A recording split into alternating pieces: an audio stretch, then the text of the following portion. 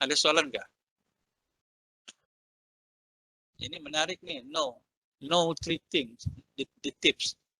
If you understand this tip, it is easier lah. Not easier. It is not difficult for you to get hired. Tak ada soalan ya? Kalau tak ada soalan, we go to the next slide. Okay. Indirectly, I share with you about know yourself. Yeah, these are the specific details. I'm not going to spend much time on explaining this. Yeah, actually, the remaining 3 slides, I think, is about the specific terms or the specific notes that you know about the 3 tips. So I don't want to waste time explaining every detail. What happened is I already uploaded the slide last night, yeah, and then you may just read the notes. But indirectly, actually, I already explained everything in the first slide just now. So know the process, yeah, networking. Basically, the ideas of in the not know process, in the know the process, yeah. It actually a strategy. Yeah? It is actually a strategy that you need to develop in order for you to look for a job. One of the strategy is having informal connection. Ini yang kita kadang-kadang orang sebut cable. Actually, the right term is informal connection. Yeah, in which you, in order for you to be in the attention of anybody, you should develop yourself. You should make yourself known to others. But sometimes it is not necessary because of you. Maybe because of your family's background, your friends and relatives. So, but we use the term cable. I use the term informal connection. Yeah? This is one thing that I learned throughout my working experience. So methods of recruitment. Actually, this slide refers to the sources of connection. Yeah? Sources of connection, sources of information on how actually we look for a job, we look for employment. Yeah? Word of mouth. Word of mouth ni ialah maklumat yang kita perolehi secara lisan, bukan dengan bisikan. Secara lisan, bukan bisikan. Analogi dia ialah, oh, mudah-mudahan saya dapat itu kerja. Itu bisikan. Kena make effort lah, ya, kena berusaha. So, kena sentiasa berkawan, sentiasa dapatkan maklumat. Maksudnya rajin berusaha lah, ya. Kena sentiasa rajin berusaha, jangan terlalu bergantung kepada bisikan. Yang kedua ialah method of recruitment is newspaper. Newspaper, last time before this 4.0 stage in which people rely so much on digital or knowledge or through online. Before, I still remember those were the days during early 90s and early 2020s lah, whereby surat kabar sentiasa habis di kedai-kedai menjual surat kabar. Ada 2 tu orang beli surat kabar. Satu pasal orang suka tengok nombor-nombor yang cantik. Yang kedua sebab job vacancies. Those were the day, ya, nombor-nombor yang cantik. So job vacancy.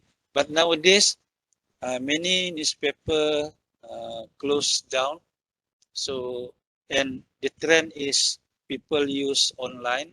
So if you want to look for a job, newspaper is no longer a good place to find a job. Basically, what you need to do to go to is go to the organizational website. Yeah, website. This is the tips. Yeah, I want to share with every one of you. Sometimes this big organization, especially lah, they prefer to highlight job openings in their website.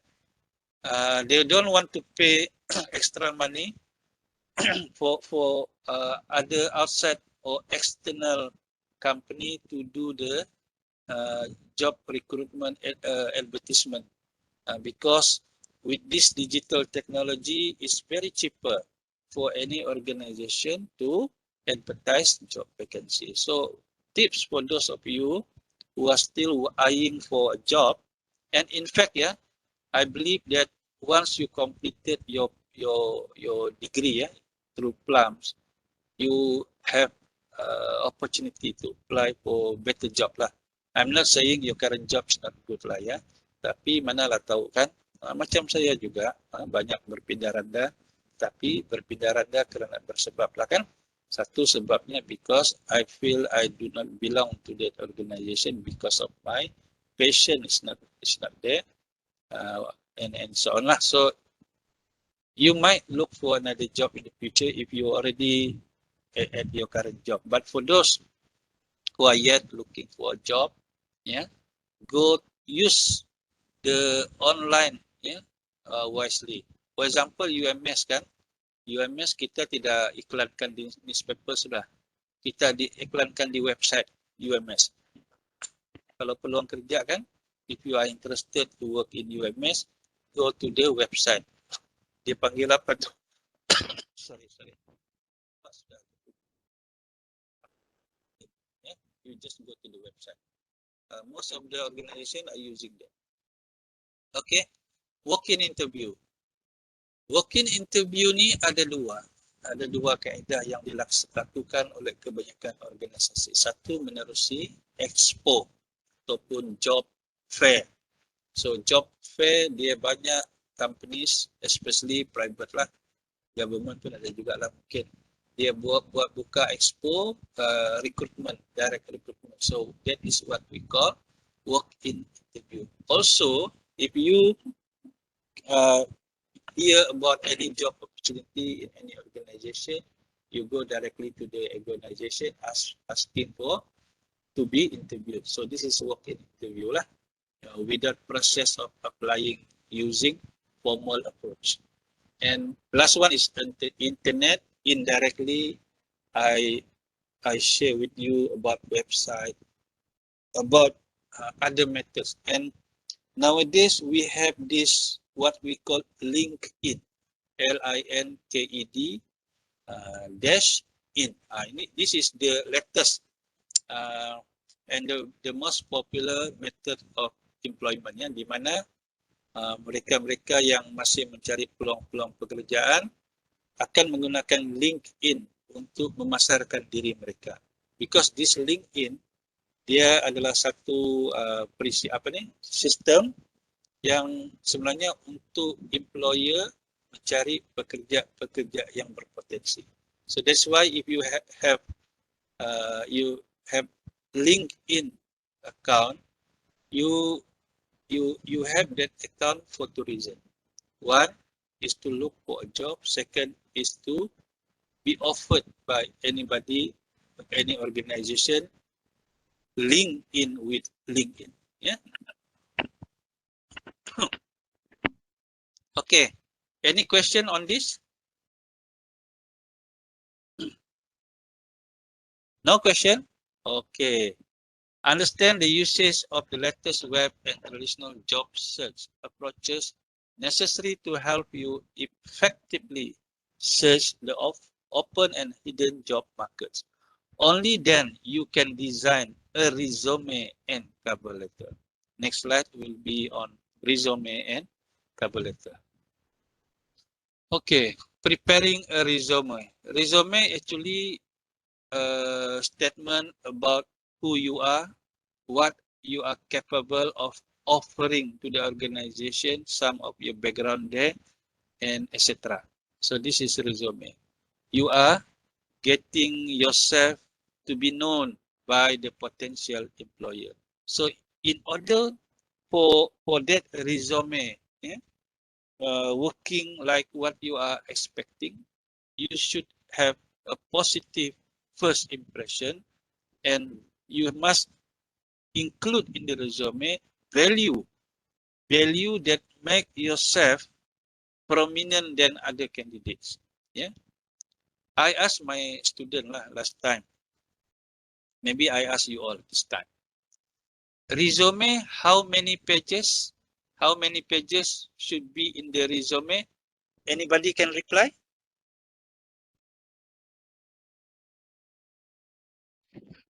1 page, sir. 1 page. Carol said 1 page. Anybody? Creative. Huh? Creative. Berapa, Saddam? Pages, 1 pages. And must 1 be page. creative. Okay, very good. But I just want to ask you how many pages. So Saddam and Carol said 1 page. Others? Ada yang cakap 2 atau 3 kah? Anybody want to answer that way? Maybe 2 pages. Ada kan rasa 2 pages?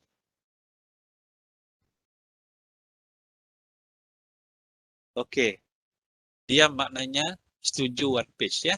So the reality is that there are so many people looking for a job. So this is the reality.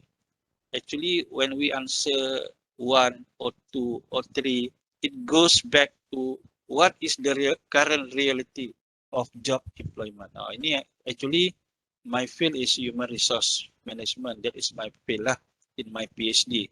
Tapi actually throughout my PhD kan, when I did my PhD, I create my expertise. Actually, if you ask me, doctor, what is your expertise? Actually, this is my expertise, career employment. If you manage to see my thesis, to read my thesis, I'm writing about why people choose a particular career, why people stay longer in that particular career. That is my expertise.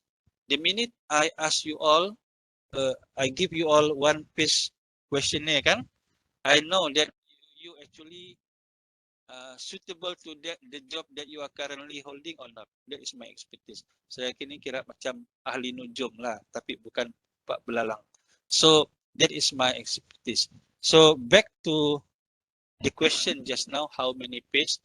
The answer is could be 1, could be 2. Why it becomes 2, not 1? Why it is 1, not 2 or 3 or 4 and so on? Reality of the current context of employment is that there are so many candidates. One position, I believe, minimum, if for degree, minimum could be 100,000 people want to apply, provided they know that there is a vacancy lah. Kalau word of mouth tidak, tapi kalau yang open announcement, open advertisement, satu position in any organization commensurate with the person who apply qualification, more or less 100,000 people will apply for the job. Imagine, saya bos, saya lah employer, saya buat announcement, kan? Bayangkan saya punya table ni betapa tingginya timbunan resume itu. Yeah, this is the reality.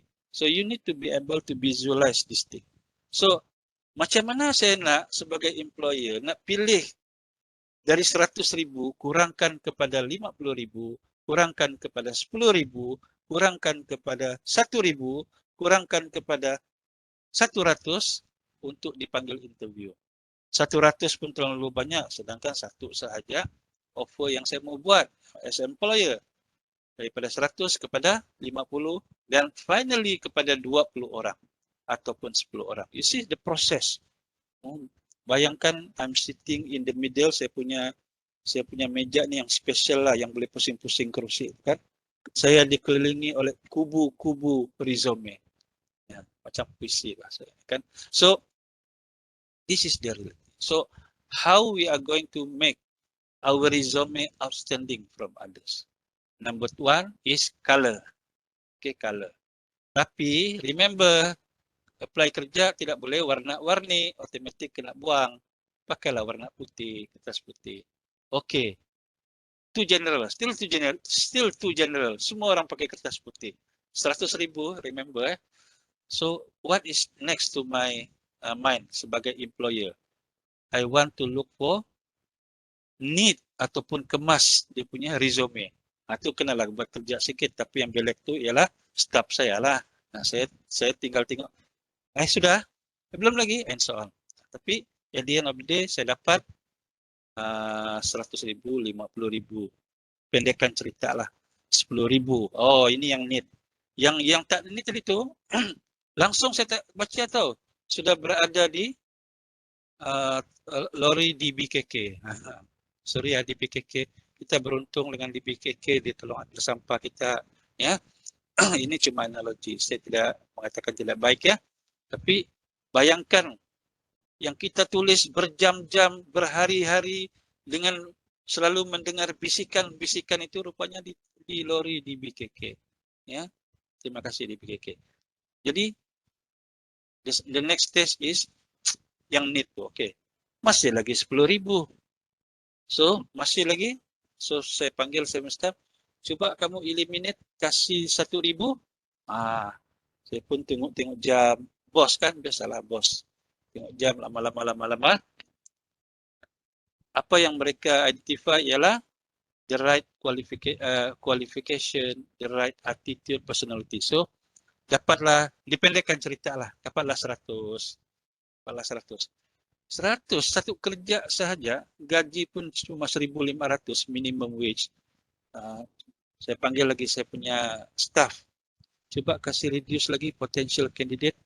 Okay, next round ialah dia akan baca betul-betul, saya punya staff ni akan baca betul-betul yang mana actually betul-betul sesuai dengan personality, dengan attitude, dengan dia punya qualification, dengan position yang RM1.500 sebulan tu. Jadi di bukan 1.500 lah, sorry. 3.000 lah, 3.000. Jadi RM3.000 termasuk bonus overtime dan 3.000 lah unjuran. Jadi akhirnya kami dapat 100 kah? Pendekkan cerita. Dapatlah 20 orang. Dapat 20. Okey, 20 ni lah yang kita mau panggil interview. 20 ni kita mau panggil interview. Jadi the idea behind that I want to share with you all ialah positive first impression. Ya. Bagaimana you all daripada 100,000 itu menjadi 20 orang calon. Sebab mesti ada value you provide. Value yang provide ni ialah bila you kena value provide positive first impression ni sudah kita tapis tahu. Saya sebagai employer saya sudah tapis. Sekarang saya nak tengok orang yang sebenar, face to face, bukan online macam kita sekarang ni online lah kan. Kalau kita jumpa face to face mungkin my perception, lain. Jadi saya pun berjumpa dengan 20 orang ni di hari kejadian. Di hari kejadian tu ini yang akan berlaku ya. Next. So resume, okay. 5 second. 5 second tu itulah yang 100,000 tadi tu kan. Orang tidak ada banyak masa. So lupakanlah hasrat nak menulis berjela-jela tadi ya. Satu muka surat pun sudah cukup. Contoh. Ada sebab kenapa 2 muka surat. Contohnya ialah ada value kita tu yang perlu di-explain the second page, tapi jangan third page. Ada value sesuatu. Sebagai contoh, for example, Mila, sorry ya, saya ni temberang, bukan temberang lah. Your lecture ni ego sikit. Contoh, bila saya apply kerja, yang second page saya itu ialah saya tulis, pernah jadi Setiausaha Sulit Menteri, pernah jadi Special Officer Naib Chancellor. Itu masuk saya tu. Ya, selain daripada saya punya PhD tadi itu.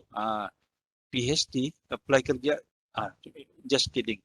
So, that is the reason why we go for more than one page. Because actually the idea sending for application is to get interview. So ini yang nak saya kongsikan ni. The rest you can read. The resume could be chronological, could be functional, could be combination or hybrid of both. Chronological mean dia tersusun satu-satu. Latar belakang, degree, pengalaman. Functional, actually the job is looking for accountant, for example. So yang atas sekali tu lepas your latar belakang, terus go to your related degree on accounting or experience. Dia tidak lagi ikut susunan. Combination it campur-campur because there is no specific requirement for you to write the resume. Yeah.